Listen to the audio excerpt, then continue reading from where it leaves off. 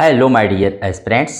Today अब budget आने वाला है, तो बजट से रिलेटेड आपको कुछ टर्मिनोलॉजी बताते हैं। बजट क्या होता है? देश का आय व्यय का जो विवरण या ब्यौरा प्रस्तुत किया जाता है सरकार के द्वारा, उसको हम बजट कहते हैं। ठीक है। संविधान के आर्टिकल 112 के तहत केंद्र सरकार देश के लिए आम बजट प्रस्तुत करती है संसद में, और 202 के तहत राज्य सरकार जो होती है अपनी विधानसभा में बजट पेश करती हैं। तो इसको याद रखिएगा, आर्टिकल दोनों ही। और संविधान में हमारे बजट शब्द नहीं है, वहां पर एएफसी एनुअल फाइनेंशियल स्टेटमेंट है, यानी वार्षिक वित्तीय विवरण शब्द है। रिमेंबर रखिएगा। आज हम बजट को इजी करने के लिए कुछ आपको वर्ड्स बताते हैं जो बहुत ही इंपॉर्टेंट हैं। बजट, कंसोलिडेटेड फंड है, जीडीपी है, और ये है एफबी एंड एबी है, और उसके बाद फिस्कल डेफिसिट है, मॉनेटरी पॉलिसी है, इन्फ्लेशन है, बजट एस्टीमेट है, रिवाइज्ड एस्टीमेट है, एक्चुअल। तो सबसे पहले हम बजट जो होता है फ्रेंच शब्द के बूजट से बना हुआ है, जिसका अर्थ होता है चमड़े का थैला। कैसे आया ये शब्द बताते हैं। 1733 की बात है। इंग्लैंड के जो वित्त मंत्री थे सर रॉबर्ट वालपोल ने सरकार के जमा खर्च का हिसाब संसद में पेश किया था, और उनका बड़ा मजाक उड़ाया गया था बूजट बूजट कर करके, और उसी शब्द से आया है ये बजट शब्द।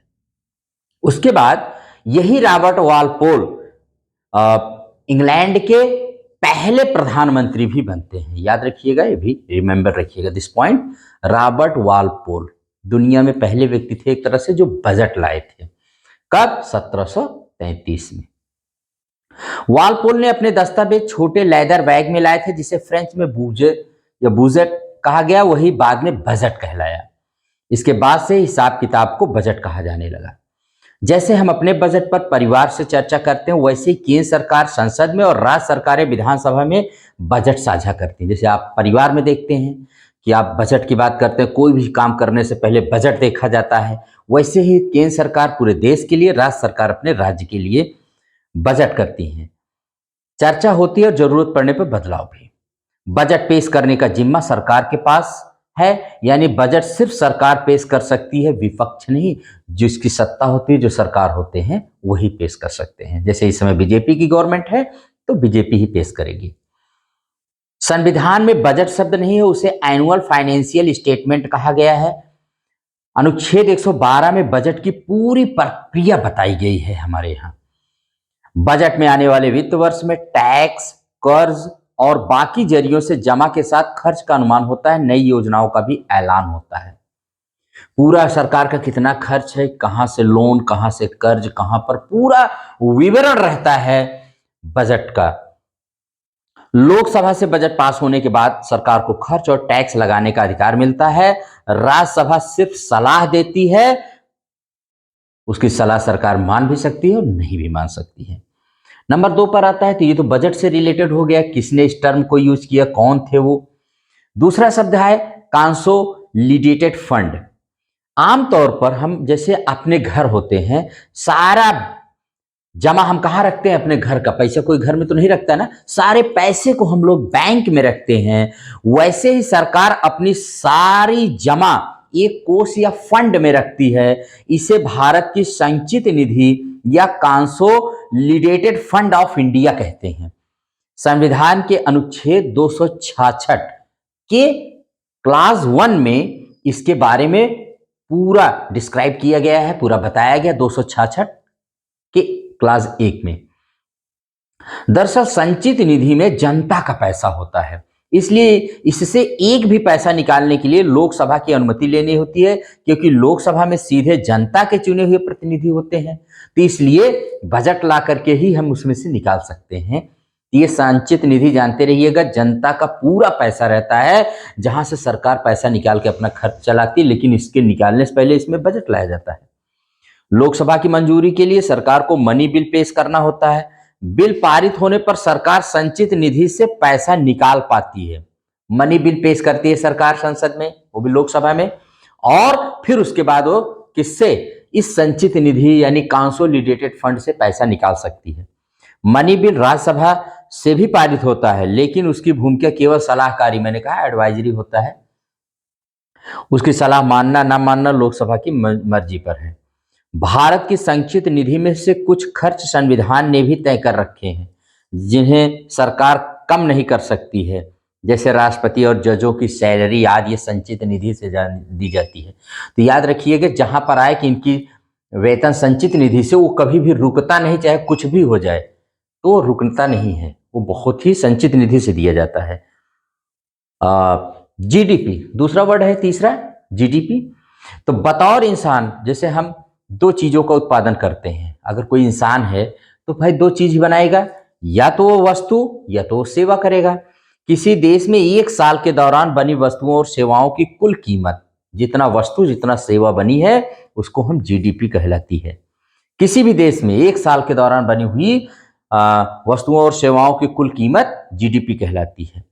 जीडीपी, जिसका फुल फॉर्म होता है ग्रॉस डोमेस्टिक प्रोडक्ट, हिंदी में इसे सकल घरेलू उत्पाद कहा जाता है। जैसा कि नाम से ही जाहिर है, ये टर्म उत्पादन से जुड़ा होता है जीडीपी।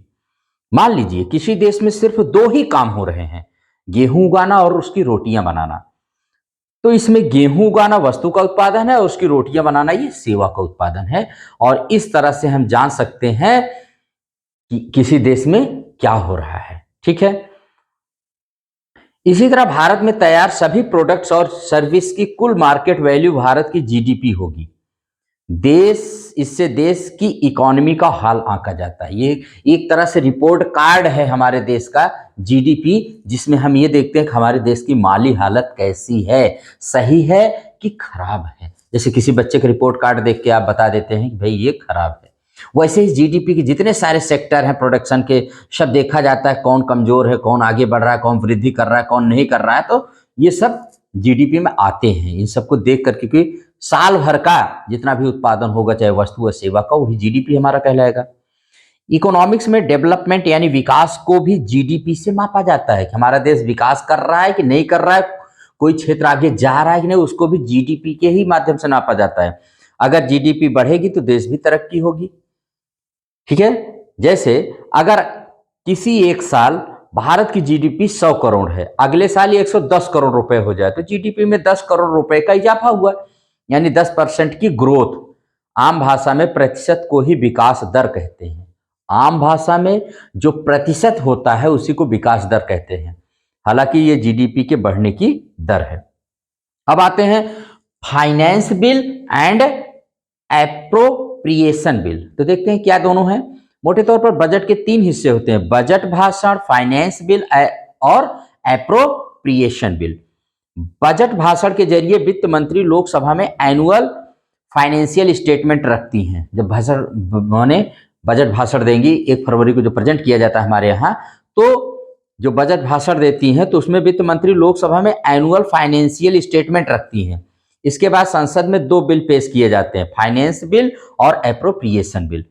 फाइनेंस बिल यानी वित्त विधेयक में सरकार अपनी जमा का हिसाब बताती है। याद रखिएगा, फाइनेंस बिल में सरकार अपनी जमा का हिसाब कि उसके पास कितना जमा है, साथ ही जमा का मुख्य जरिया यानी टैक्स में सरकार क्या बदलाव करने जा रही है इसके बारे में भी बताती है।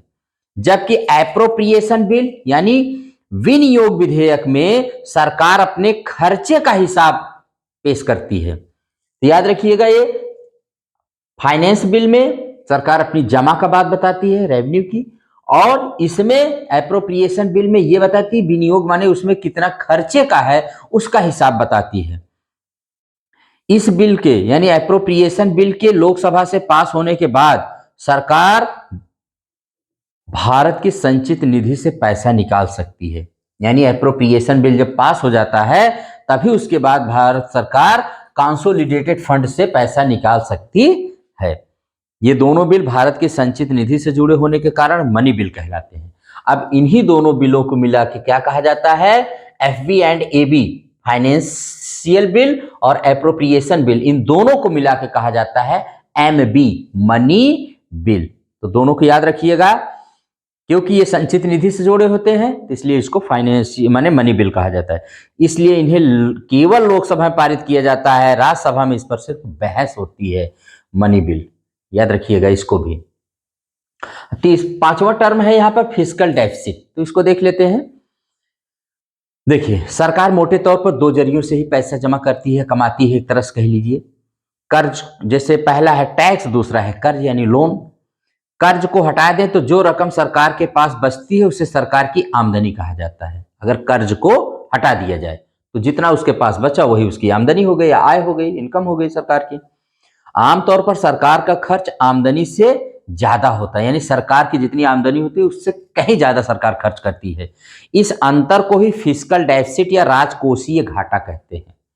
यानी जब हमारी आमदनी खर्चे से कम हो, खर्चा ज्यादा हो, आमदनी कम हो, तो यही फिस्कल डेफिसिट होगा, ही राजकोषीय घाटा होगा।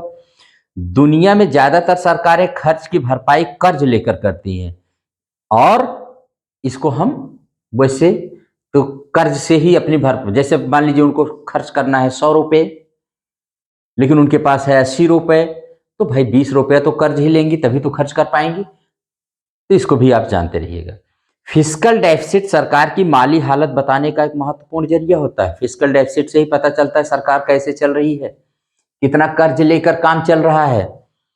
इसको काबू में रखने के लिए 2003 में fiscal responsibility and budget management act भी बनाया गया। 2003 में, याद रखिएगा, fiscal responsibility and budget management act.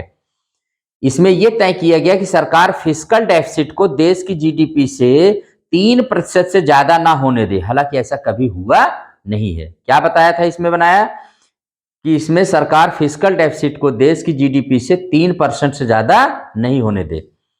जुलाई 2024 के केंद्रीय बजट में सरकार का अनुमान था कि फिस्कल डेफिसिट इस साल जीडीपी का 4.9% रहेगा। अब आते हैं मॉनेटरी पॉलिसी।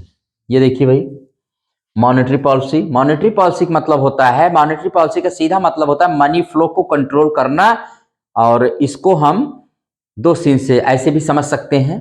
तो मॉनेटरी पॉलिसी कौन लाता है? कि ये देखिए, सरकार के माने आरबीआई के द्वारा लाई जाती है। जैसे देखो, सरकार अगर एक साथ करोड़ों रुपए के नोट छापकर आम लोगों के खाते में डाल दे तो क्या होगा? सपोज करिए, लोग रुपए निकाल कर बाजार में उमड़ पड़ेंगे।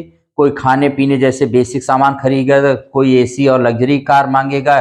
कुछ ही दिनों बाजार में माल खत्म होने लगेगा, लेकिन लोगों के पास रुपए बने रहेंगे। अब ज्यादा दाम लगाकर माल खरीदने की होड़ शुरू होगी। कुछ ही देर में बाजार में माल खत्म हो जाएगा और नोट रद्दी में बदल जाएंगे। ये जो बहुत ज्यादा पैसा हो जाएगा तब की कंडीशन। दूसरा, अगर हम समझे इसको, देश में नोटों की सप्लाई कम ना भी हो, लेकिन अगर युद्ध या आपदा जैसी किसी वजह से माल बनना कम हो जाए, ऐसे में भी सप्लाई कम होने से महंगाई बढ़ जाएगी, यानी रुपए की कीमत घट जाएगी। ऐसे हालातों से बचने के लिए देश में मनी फ्लो या रुपए की उपलब्धता को हमेशा कंट्रोल में रखा जाता है। इसे ही मॉनेटरी पॉलिसी कहते हैं। कहने का मतलब है कि ना ज्यादा होने पाए पैसा बाजार में, ना कम होने पाए, इसको ही कंट्रोल करने के लिए जो पॉलिसी लाई जाती है वो मॉनेटरी पॉलिसी कहलाती है। जिम्मेदारी, देश का जो सेंट्रल बैंक होता है, किसी भी देश का सेंट्रल बैंक की ये रिस्पॉन्सिबिलिटी, ये जिम्मेदारी होती है। देश का central bank reserve bank of India है, जो बैंकों का बैंक होता है। रिजर्व बैंक बाकी बैंकों को ब्याज पर उधार देता है। जैसे तरीके देख लीजिए कैसे देता है। बाकी बैंकों को दिए जाने वाले उधार पर ब्याज दर यानी रेपो रेट को कम या ज्यादा करना। बाकी बैंकों को जो उधार देता है उसे हम ब्याज दर जो होती है उसको रेपो रेट को चाहे कम करे या ज्यादा करके मनी फ्लो को कंट्रोल करेगा। बैंकों के पास कुल जमा का एक हिस्सा कैश में रखना होता है। कैश की मात्रा कम या ज्यादा करना यानी सीआरआर, कैश रिजर्व रेशियो को कंट्रोल करना। इसके जरिए भी होता है मॉनेटरी पॉलिसी को कंट्रोल किया जाता है मनी फ्लो को।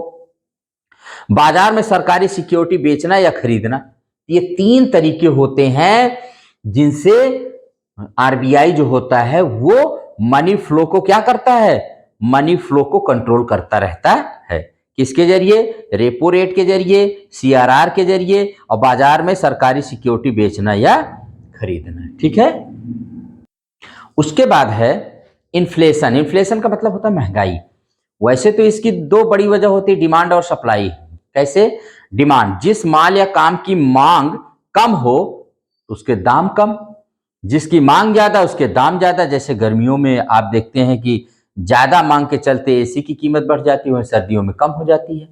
सप्लाई जिस सामान की सप्लाई ज़्यादा उसके दाम कम, और सप्लाई कम तो दाम ज़्यादा। जैसे बरसात में सड़कें खराब होने और सड़ने से सब्जियों की सप्लाई कम हो जाती है तो उसके दाम बढ़ जाते हैं। महंगाई के बढ़ने या कम होने की वजह मॉनेटरी पॉलिसी भी होती है। मॉनेटरी पॉलिसी से भी बढ़ते घटते हैं, महंगाई को कंट्रोल किया जाता है।